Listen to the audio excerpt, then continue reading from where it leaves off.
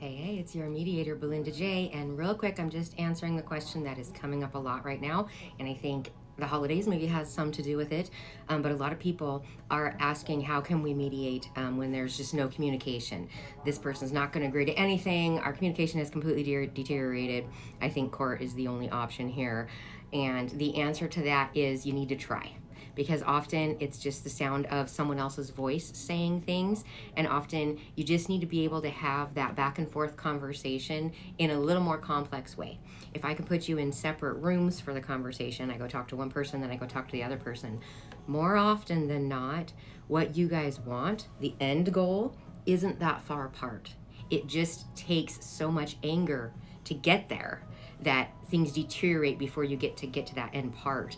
I'll do a video later on a whole big perfect story, but one example is people had disagreed on whether a curio cabinet was purchased in Canada or purchased in the United States, but they didn't know they disagreed on that.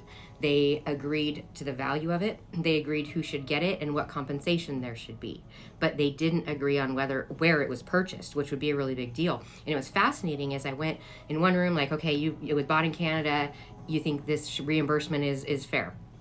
I go in the other room, okay, it was bought in the United States. For completely different reasons, they came up with the same number of reimbursement that's fair. So I was able to tell them, we have agreement. If we would have been in the same room, let alone if they would have been, at Starbucks trying to have this conversation, or at the home coffee table trying to have this conversation, they would have never made it past the part of where did we buy the curio cabinet at. They would never even got past that part. But since that didn't even come up as far as each other knew, we were able just to get right to the part where we were in agreement. So given that example, and here's your friendly reminder that nothing I say, none of my stories that I tell happen exactly the way I say they happened. I switch up some of the details so that you can get the exact same message. But if you think you remember or know which case this is, no, you don't, because that exact situation never happened exactly the way that I describe it. There's a little disclaimer. Nothing I say is ever legal advice, all that stuff. So if you're wondering if mediation is a good idea for you, I highly recommend, yes, you give it a try. The times that it doesn't work is when what they're willing to agree to is things that are completely absurd. Like if for the children, they want every single holiday, no exceptions, the other parent doesn't get any holidays. No, you're not expected to agree to that.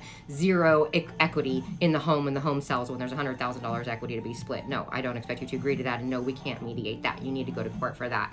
But often the conversation getting there, you don't know that part yet because things deteriorated before you got going. So give me a call if you're wondering, because there might be a better chance than you think.